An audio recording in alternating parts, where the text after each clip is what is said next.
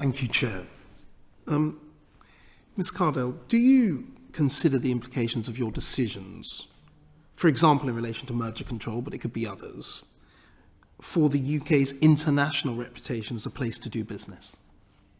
So I'll give an initial answer, if I may, and then Marcus may want to come in as well. We, in our work at the CMA, are absolutely committed to make sure that we support competitive markets in a way that is absolutely good for the UK and the UK's economy. I think competition is a keystone, is an absolutely foundational block of UK competitiveness. You want to have strong competition in markets that promotes growth, it promotes innovation. Everybody's in favour of competition in markets. What I'm asking you very precisely is the international reputation of the UK. Do you consider that at all, either on a decision-by-decision basis or strategically, both of you as the leaders of the organisation, do you consider that as the UK being somewhere that is seen as open to business, yes or no?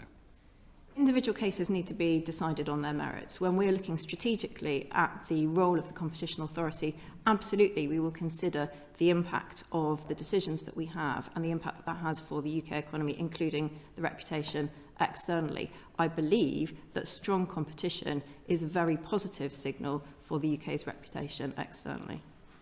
Right. So, could I reinforce that perhaps? Okay. Because I think that I understand the inference that a decision is made that blocks a deal, and then there's questions about, is the UK open for business? I disagree with the premise in a way that somehow the two are connected. So there's a very big difference. I think all businesses know there's a very big difference between building a business, investing in a new business, investing in a startup, creating a new business. There's a big difference between that and buying an already established, well-established firm with established positions. The two are not the same. I think the UK has always encouraged, and it's the CMA's duty to support and encourage open competitive markets. And so all our decisions absolutely are about encouraging and promoting open competitive markets where innovations can flow freely. We are vigilant, as it is our duty to be vigilant, about investments that consolidate and entrench market power. I think I would challenge the premise that there is an impact on international confidence in the doing business in the UK, that the best way that confidence is served is by turning a blind eye to anti-competitive mergers. As you know, I've worked with businesses. But that assumes that your decision is correct. I mean, what is interesting, as the Chair has already said, is that the European Union has taken a different decision, and it is not necessarily unusual or strange for an international body that doesn't necessarily know the UK very well to therefore perceive the EU to be somewhere that is the EU competition authority to be more flexible or to be more forward-thinking in terms of this area than the UK. Do you worry about that perception? I would worry about a perception that the UK allows anti-competitive mergers to go ahead and restrict competition in markets, because I see in the numbers that the vast majority, there are thousands of merger and acquisition transactions happening in the UK every year. A certain number of those hit the CMA, and the ones that ultimately get blocked are a handful. And the reason they get blocked is only and only in a situation where the CMAs and the independent panel believe there is a real and credible risk of harm to people or to businesses through anti-competitive situations. And so the business environment and the business investment landscape is influenced by many factors, but the ability to compete and the knowledge that you can compete unconstrained has always, in my conversations and in my experience and in the experience of many studies, been a core driver. Okay, just on sort of the international aspect of this, to what extent, and this is a question probably for Ms. Cardell, but to what extent does the CMA discuss and coordinate with authorities considering the same mergers in other jurisdictions? So, for example, did you interact with the FTC in the US and the European Commission in the stages of examining this case? And what weight do you put on those discussions? So I'll maybe take the answer generally and then come to the specifics. So the starting point I should emphasise is that we are very mindful that we are looking, post-Brexit, we are looking at a significantly larger number of global transactions than we would have done previously.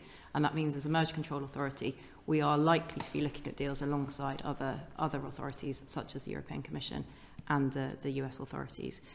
So when we're looking at those deals, of course we are highly mindful of the fact that we want to ensure continuity and a sort of integrity of analysis to the extent possible. Alongside that, our responsibility at the end of the day is to look at the impact for the UK. So we're balancing those two aspects. To answer your question then in terms of specifics and engagement, the extent to which we engage with other authorities on individual cases will depend on whether there are waivers in place from the merging parties that enable us to have specific conversations in relation to the deal. In this case, for example, we had a waiver in place that was granted by the parties that enabled us to have conversations with the European Commission at appropriate points along and the way. US FTC? I'm not sure it's appropriate to get into the specifics of the case.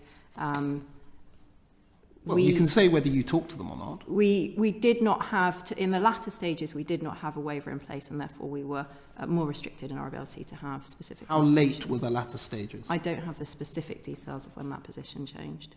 So what you're saying is from a particular point, say X number of weeks or months before the final decision, you did not have any interaction with the US FTC at all?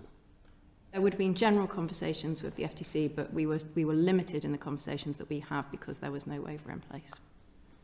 It's been made I've been made aware that there is a perception in certain competition circles that the nature of the burden of proof that the CMA has to discharge, i.e. a comparatively low burden of proof compared to, for example, in the US where they have to sue. It's a litigation system whereby, as you explained at the beginning, in a court-based process, means that the CMA effectively can operate on a future likelihood of harm, whereas in the United States, in a court-based process, they have to demonstrate evidence of harm. Is that your understanding of it, as somebody who knows much more about competition law than I do, and therefore there is a feeling that perhaps if there has been discussions and cooperations with the FTC, it may be useful for the FTC, for the CMA to block something that they may not be able to do in their own jurisdiction? The first point I would like to clarify is that the CMA will take its decisions based on our assessment of a merger, and we are absolutely not, and I would clarify this because I think there's been some speculation on this, for example, in the press, we are absolutely not doing the bidding of other agencies. We undertake our own analysis, and as I mentioned before, we have our independent panel groups who are responsible for those decisions and take those responsibilities incredibly seriously. The forward-looking nature of merger control assessment is common to all jurisdictions. It's inherent in the nature of a merger control assessment that you are looking at what is the impact of the merger. So essentially you are saying, let's take the position in a market without the merger. How do you think that will evolve? How will competition evolve in the absence of the merger? And then you compare that with the position in the event the merger goes ahead. What impact will that have on competition? So that's a forward-looking assessment in any jurisdiction. We, in common with other agencies, will draw on a whole range of different evidence. To do that, we will hear from the merging parties, we will hear from third parties, we will look at business plans, we will undertake economic analysis, draw on a whole host of different evidence, and we will undertake a forward-looking assessment because that's inherent in the regime. Our standard in the UK is that we have to establish on the balance of probabilities. It's more likely than not that the merger will result in a lessening of competition. The standard in the US is a litigation standard, but the analysis is inherently the same. The evidential base will be inherently the same. That's also true for the European Commission. Our assessment is then subject to judicial review by the Competition Appeal Tribunal in the UK. That is a rigorous process of judicial review. And we take that incredibly seriously in making sure that our case is well evidenced and that our decisions are well founded. And just my final question, Chair, if I may.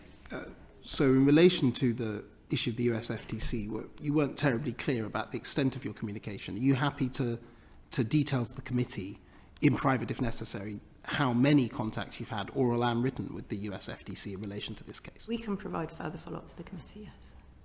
So you'll be able to say, over the last X number of months, these are the amount of discussions that were had? Subject to appropriate confidentiality, we will follow up with the committee, yes.